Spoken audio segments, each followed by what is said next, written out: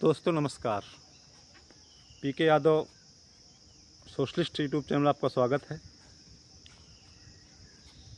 इससे पहले मैंने धर्म का टॉपिक चुना।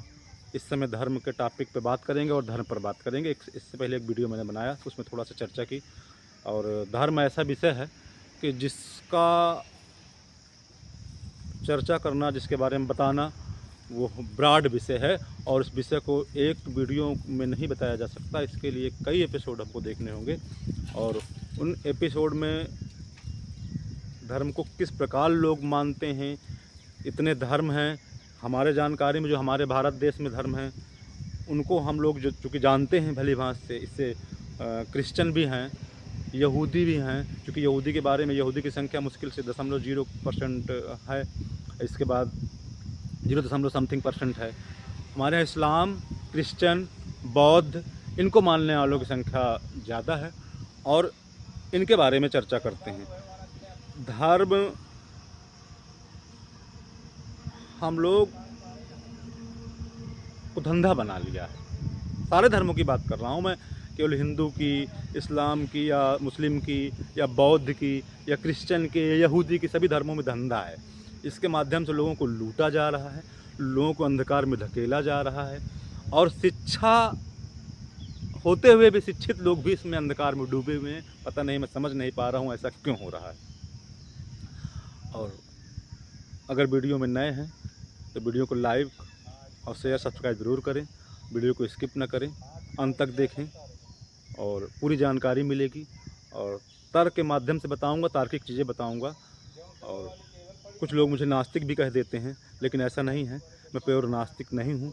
क्योंकि हम इस समाज से आते हैं कि अगर आप नास्तिक हैं भी तो आपको मजबूरी में वो चीज़ करना पड़ेगा जो समाज में आप करना नहीं चाहते हैं। फिर भी तार्किक होना ज़रूरी है। शिक्षा का असली विषय यही है। अगर आप शिक्षित हैं तो तर्क के माध्यम से अपने धर्म को चुनें और धर्म को मानें। मैं धर्म को गलत नहीं कहता हूँ। मैं बार बार एक सारी वीडियो में यही बताया कि धर्म कभी गलत नहीं है। धर्म के मानने वाले लोग गलत हो सकते हैं। मैं आज, आप देख रहे होंगे बैकग्राउंड, प्रकृति में आया, थोड़ा सा बता दूं, परिचय दे दूं। मैं प्रकृति में आया यहाँ सतना जिला मैहर में काम के उद्देश्य से।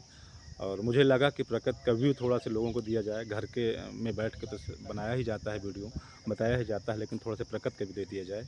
एनीवे, हम आते हैं अपने टॉपिक पे। तो धार्मिक चीज़ों में इस प्रकार आदमी धर्मवाद में डूबा हुआ है कि इसका तर्क नहीं समझ पाता। जैसे मैं सनातन धर्म यानी हिंदू धर्म की बात कर रहा हूँ। जिस धर्म में पैदा हुआ, हिंदू धर्म में पैदा हुआ, तो उस धर्म की बात कर रहा हूँ। इस धर्म में 4 वर्ण हैं। पहले मैंने बताया 4 वर्णों के बारे में। 4 वर्ण हैं और चारों वर्ण में की व्यवस्था अलग अलग बनाई गई थी। ये तो बाबा भीमराव अम्बेडकर साहब ने वर्ण व्यवस्था हटा के जाति व्यवस्था, हालांकि उन वर्ण व्यवस्था में भी जाति व्यवस्था थी, क्योंकि ब्राह्मण, क्षत्रिय, वैश्य, शूद्र। अब इन 4 वर्णों के बाद जब शूद्र आता है तो शूद्र में इतनी जातियां रखी गई, बताते हैं 6700 जातियां, और सबको आपस में लड़ा दिया गया कि एक दूसरे पर एकजुट ना हो, एक दूसरे पर सलाह न कर सकें, एक दूसरे की बातें न सुन सकें। उनको एक शूद्र में एक सछूत रखा गया, एक अछूत रखा गया। अरे कई प्रकार की विषम परिस्थितियों के लिए तमाम सारी चीज़ें। इसका उदाहरण आप बाबा साहब का इतिहास पढ़िए, समझ में आ जाएगा। और मैं आगे बाबा साहब की वीडियो बनाऊंगा। तो ये धर्म का धंधा है। और धर्म में पूजा पाठ, गौ रक्षा, और फिर इसके बाद आती है धर्म रक्षा। एक कहावत भी सुनी होगी, जब जब हो धर्म की हानि। क्या ईश्वर जो जन्म लेते हैं धर्म की हानि पर जन्म लेते हैं लोग? जब अभी पिछले टाइम कोरोना आया था, लोगों की हानि हो रही थी, ईश्वर ने जन्म नहीं लिया। ये मेरे कहने का मतलब, ईश्वर नहीं, महापुरुष जन्म लेते हैं। वो महापुरुष हमारे समाज को सुधारने का काम करते हैं। उन महापुरुषों में जैसे नाम अभी इससे पहले जो चर्चा का विषय बना हुआ, राम, कृष्ण, बुद्ध, कबीर साहब, और ये कहें उनमें परशुराम जी। जब परशुराम जी का जैसे महापुरुषों में परशुराम को भी रखता हूँ, चूँकि उन्होंने एक जिस काम को मिला उन्होंने अपने धर्म यानी क्षत्रिय धर्म की रक्षा की। ये है क्षत्रिय धर्म असली ये है। धर्म एक मानने का विषय बताया ना कि जो काम आप करते हैं वह आपका परम कर्तव्य परम धर्म बनता है कि उसको बखूबी निभाएं। जैसे संत महात्मा हुए, महापुरुष हुए, उन लोगों ने लिखने का काम नहीं, अपना पूजा पाठ का धर्म निभाया। उनके समझ में जो उस समय आया धर्म के बारे में, उन्होंने वो चीज़ लिखा उस समय के सिचुएशन। जैसे इस्लाम में मोहम्मद साहब ने, चूँकि गल्फ़ कंट्री का मामला है, मोहम्मद साहब सऊदी अरब में पैदा हुए, मक्का में, जहाँ पर वहाँ की सिचुएशन थी, खाने पीने के लोगों को बहुत सारी सुविधाएं नहीं थी, तो उन्होंने अपने धार्मिक पुस्तक कुरान में खाने पीने की व्यवस्था तक बता डाली। तो इसको ये नहीं कह सकते हैं कि मोहम्मद साहब ने गलत लिख दिया। उन्होंने समाज में जो देखा, उस देखने के बाद ऐसा चीज़ लिखा कि आप यह चीज़ खा सकते हैं, ये नहीं खा सकते हैं, ये जायज़ है, ये नाजायज़ है। चूँकि उनको में महापुरुष, जैसे हाँ इस्लाम धर्म में महापुरुष मोहम्मद साहब हुए, बहुत सारे खलीफा हुए जिन्हें मोहम्मद साहब के बाद आए उनको खलीफा कहा गया। मोहम्मद साहब को स्वयं पैगम्बर या अंतिम पैगम्बर कहा गया। इस धर्म में उन्होंने अपने आप को अंतिम पैगम्बर बताया। मैं तो नहीं कह सकता हूँ कि अंतिम पैगम्बर होंगे, इससे पहले 1.25 लाख पैगम्बरों की बात चर्चा आती है। तो 1.25 लाख पैगम्बरों में हो सकता है हमारे जिसने हम महापुरुष कहते हैं, राम, कृष्ण, बुद्ध, परशुराम या तमाम सारे लोग हैं, ये रहे हों, ये समाज सुधारक का काम किए हो, या इससे पहले जब महात्मा बुद्ध या महात्मा गांधी, पंडित जवाहरलाल नेहरू और यहाँ का है सरदार भगत सिंह, सरदार वल्लभ भाई पटेल, जो वो महापुरुष हैं जो देश खुद को न्यौछावर कर दे देश के लिए, समाज के लिए। और अम्बेडकर साहब, बाबा भीमराव अम्बेडकर, जगदेव प्रसाद कुशवाहा, सावित्रीबाई फूले, ज्योतिबा फूले, ये सब समाज के लिए अपने आप को सर्वस्व निछावर कर दिया, अपना जीवन बिछावर कर दिया। पेरियार रामास्वामी, ललित सिंह यादव, जगदेव प्रसाद कुशवाहा या वीर अब्दुल हमीद, तमाम सारे देशभक्त महापुरुष जो भी हैं, वो जब अपने आप को समाज, देश, राष्ट्र के लिए निछावर कर दे, वो है असली महापुरुष और वो भगवान का दर्जा पाने के योग्य। और धर्म का ये असली है, उनका कर्तव्य था, उनका धर्म था, जब उन्होंने अपना काम बखूबी निभाया। ये असली धर्म ये नहीं है कि धर्म के नाम पर लोगों को लूटा जाए। देवी देवताओं में जहाँ मंदिर मस्जिद मिला, धर्म के नाम पर फूल पाती की जगह पर पैसे की डिमांड की जाए, धर्म ये नहीं कहता है। तर्क के माध्यम से आप समझिए। तर्क ये है कि जैसे लोग कहते हैं गंगा जी नहाने से लोग तर जाते हैं, या गंगा सागर नहाने से तमाम सारी नदियाँ, जैसे हॉली रिवर कहा जाता है, पवित्र नदी कहा जाता है, उससे लोग तर जाते हैं। अगर उससे लोग तर रहे होते तो उसमें जीव जंतु जो पल रहे हैं वो तो बहुत पहले तर गए होते, या जो उन नदियों किनारे बसे हुए हैं वो तो और पहले तर गए होते। वो तो बाढ़ से बह जाते हैं, उनको डर बना रहता है, उफान का डर बना रहता है। क्या गंगा मैया उनको नहीं देख पाती हैं कि हमारे वो एक फ्लड, वो एक रिवर है। हाँ, उस बहते हुए जल में आयुर्वेद जैसी चीज़ें आती हैं, क्योंकि बहुत सालों से बहता हुआ जल आ रहा, पहाड़ से या जंगलों से बहता, तो उनमें आयुर्वेद जैसी चीज़ें होती हैं, तो वो हमारे जीवन के लिए कुछ लाभकारी गुण होते हैं। तो इसलिए कहा जाता है कि गंगा माँ, क्योंकि हमारे हिंदू रीति रिवाज में जो हमें लाभ देता है उसे हम माँ के रूप में, चूँकि माँ जननी होती है, माँ बच्चों का पालन करती है, तो उस हिसाब से हम लोगों ने तर्क दिया, हमारे महापुरुषों ने तर्क दिया कि इसको अगर इस नाम से जाना जाएगा तो कम से कम उसको लोग रक्षा करेंगे, उसका नुकसान नहीं करेंगे। इसलिए महापुरुषों ने उसको माँ या देवता या देने वाला, देवता का मतलब देने वाला, या भगवान मतलब उच्च ईश्वर का दर्जा दे दिए। तो इन चीज़ों को धर्म के माध्यम समझना होगा, और इसको समझने के लिए तर्क के माध्यम समझना होगा। अगर आप इस पर तर्क नहीं करेंगे तो शायद आप केवल हमारे बेवकूफ़ यानी धर्मांध ब्राह्मण या मौलवी मुल्लाओं के द्वारा फंसाया जाएगा कि आप यह करिए, ये जायज़ है। और मौलवी, बहुत सारे मौलवी जो दिल्ली जामा मस्जिद के मौलवी हैं, उन्होंने अपने बेटे के राजनीतिक लाभ के लिए अखिलेश सिंह जो उस समय सरकार थी उससे लाभ के लिए अखिलेश सिंह नाराज़ हो गए। जब उनको मंत्री बना दिया गया तो खुश हो गए। तो देखिए, लोग अगर धर्म में लाभ होता तो लोग उसके लिए नाराज़ होते कि आप अल्लाह की सेवा नहीं कर रहे हैं। इसके लिए नाराज़ नहीं होते कि मेरे बेटे को राज्य मंत्री नहीं बनाया गया, मंत्री नहीं बनाया गया। ये है धर्म का धर्मांधता। मैं मोहम्मद साहब बहुत बड़े महापुरुष थे, वो एक प्रकार से कहा जाए वैज्ञानिक थे। उन्होंने तर्क के माध्यम से लोगों को समझाया। उन्होंने कहा, लोग उनकी बातें सुन नहीं रहे थे, उन्होंने कहा कि मेरे पास गॉड का एंजल आते हैं, भगवान यानी अल्लाह के एंजल आते हैं। उन्होंने मूर्ति पूजा का विरोध क्यों किया? क्योंकि वहाँ मूर्ति पूजा जैसी परंपरा ही नहीं थी, वहाँ मूर्ति पूजा जैसी चीज़ें नहीं थीं जहाँ पर चित्रकारी की जा सके, इसलिए उन्होंने मूर्ति पूजा का विरोध किया।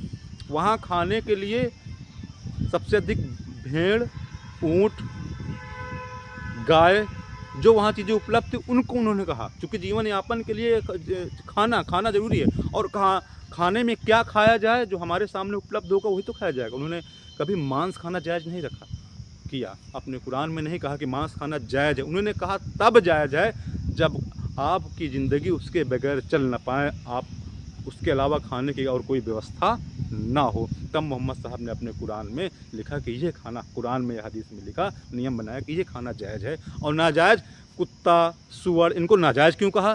क्योंकि इनके बैक्टीरिया, इनके लार्वा बहुत खतरनाक होते हैं, इनको खाने के बाद व्यक्ति बीमार हो सकता है, अधिक बीमारी, कई बीमारियां लग सकती है, पेट खराब। तो उन्होंने अपने तथ्यों के माध्यम से समझा, और उन्होंने एक और तर्क दिया मोहम्मद साहब ने कि आज की ये स्थिति है तो हो सकता है 10 साल बाद ये हो, 15 साल बाद ये हो, और 20 साल बाद वो। तो उन्होंने आगे 100 नहीं हज़ारों साल तक का अनुमान या आकलन करके लिखा अपने हदीस कुरान में कि नहीं, ऐसा नहीं, ऐसा हो सकता है। उसी प्रकार हमारे महापुरुषों ने, हिंदू धर्म के महापुरुषों ने लिखा, क्योंकि वो जब एक क्रम बनाया, और यह क्रम बनाया 10 साल के अपने अनुभव को देखा, 15 साल के अनुभव को देखा, 20 साल के अनुभव को देखा, तो उस क्रम के माध्यम से उन्होंने सोचा कि नहीं, ऐसा नहीं है, जब इतनी टाइम में इतना बढ़ घट रहा है तो इसका मतलब क्रम से लोग जागरूक होते जाएंगे, ऐसा होता जाएगा। तो ये तर्क है, ये आप समझिए, इसको समझना होगा। और इस तर्क के लिए सबसे ज़रूरी है शिक्षा, और इसके लिए भी बाबा भीमराव अम्बेडकर साहब ने बार बार जोर दे के कहा, सभी समाज के लिए, विशेषकर OBC, SC, माइनॉरिटी लोगों के लिए, महिलाओं के लिए, चूँकि सबसे अधिक अगर कहीं अंधविश्वास है तो महिलाओं में और दबे कुचले लोगों में है। उनको ये लगता है कि हम ईश्वर आएगा, हमें बचा लेगा, ईश्वर खाने को देगा। नहीं, हमारा सबसे, या हम पूजा करेंगे या पूजा करा देंगे, बलि चढ़ा देंगे जानवरों की या देवी देवताओं में, तो उससे हमको खुश हो जाएंगे, हमें लाभ देगा, ऐसा कुछ नहीं। बलि चढ़ाना, किसी की जीव हत्या करना तो अपराध है ही, ये एक परंपरा है, इसका एक तर्क है।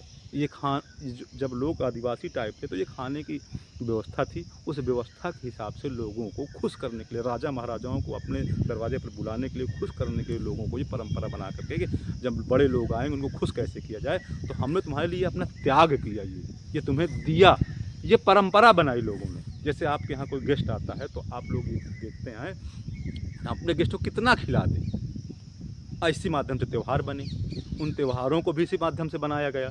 तो मैं तर्क दे रहा हूँ, अभी तो वीडियो में केवल तर्क दे रहा हूँ, धर्म की कमियाँ नहीं बताया, किसी भी धर्म की कमियाँ नहीं बताया, थोड़ा थोड़ा बता रहा हूँ। और वैसे इस्लाम में है, इस्लाम में मूर्ति पूजा अपराध है, लेकिन उसी जगह मज़ार की पूजा होती है, मज़ार में चादर चढ़ाए जाते हैं, किसी फलाने की मज़ार, औलिया चिश्ती की दरगाह, फलाना ढेकामा, ये भी तो एक अंधविश्वास है, ये भी तो मूर्ति पूजा है। तो धर्म इसी प्रकार, जैसे बौद्धिस्ट की बात आती है, बौद्धिस्ट, बुद्ध जी ने कभी मूर्ति पूजा का वो नहीं किया। बुद्ध ने तर्क के माध्यम से बताया कि ईश्वर होने का कोई मुझे सबूत नहीं मिला, लेकिन बारिश हो रही तो उसका कुछ कारण हो सकता है। जैसे बिना कारण आप किसी के पास जा नहीं सकते हैं, किसी की ज़रूरत है तो आप उसके पास जाते हैं। तो ये हैं। तो आज मैं वीडियो में सिर्फ इतना बताऊंगा कि आप लोग तार्किक बने, शिक्षित बने, और तर्क के माध्यम से एक दूसरे से डिस्कस करें। मैं अंधविश्वास में न पड़े, ना तो धार्मिक कट्टरता में पड़े, न जातिवादी कट्टरता में फंसे। पहले विकास की बात करें, राष्ट्र की बात करें, शिक्षा की बात करें। जब आप शिक्षित होंगे तभी आपका विकास होगा। और मैं हर वीडियो में ये बात बताता हूँ कि शिक्षा वो शेरनी का दूध है, जो पिएगा वही दहाड़ेगा। अगर मैं आज वीडियो कर रहा हूँ, आप लोगों को अपनी बात आप लोगों तक पहुँचा रहा हूँ, तो शिक्षा का ही कारण है। मेरे बाप अनपढ़ रहे, लेकिन इसका मतलब मैं अनपढ़ ना रहूँ, या मेरे बाप गरीब रहें और मैं गरीब ही मर जाऊँ, तो मेरी ज़िंदगी का जीने का धिक्कार है, या जीवन यापन का धिक्कार है। मुझे कोशिश करना चाहिए और समाज सुधारने का कोशिश करना चाहिए। मुझे अफसोस होता है जब मैं समाज में जाता हूँ कि वही इंसान केवल नाली साफ़ करने वाला होता है और उसे डोम के उसके हाथ का पानी पीना अपराध हो जाता है। वही इंसान जो साफ़ सफाई करता है उसे हम छू नहीं सकते। ऐसा नहीं है। पैदा होना तो की कला, नियम तो एक ही है। इसलिए सबसे पहले हम धर्मवाद हटाएं, धार्मिक कट्टरता हटाएं, चाहे इस्लाम धर्म हो, चाहे बौद्ध धर्म हो, चाहे ईसाई धर्म हो। हाँ, ईसाई धर्म की बात करता हूँ। ईसाई धर्म में तो वही है, क्रॉस की पूजा करते हैं, ईसा मसीह के स्टेचू लगाकर पूजा करते हैं, है तो वही। तो ईश्वर की वंदना करना लोगों की रक्षा करना है, लोगों से नफ़रत करना नहीं है, ये असली ईश्वर की वंदना है। तो मैं, चूँकि वीडियो बड़ा हो रहा है, इसलिए आज का वीडियो यहीं समाप्त करता हूँ और अगला वीडियो भी लेके आऊँगा और उसको तार्किक ढंग से बताऊँगा, पूरी तरह से वृतांत में बताऊँगा। धन्यवाद। जय मूल निवासी, जय भीम, जय भारत।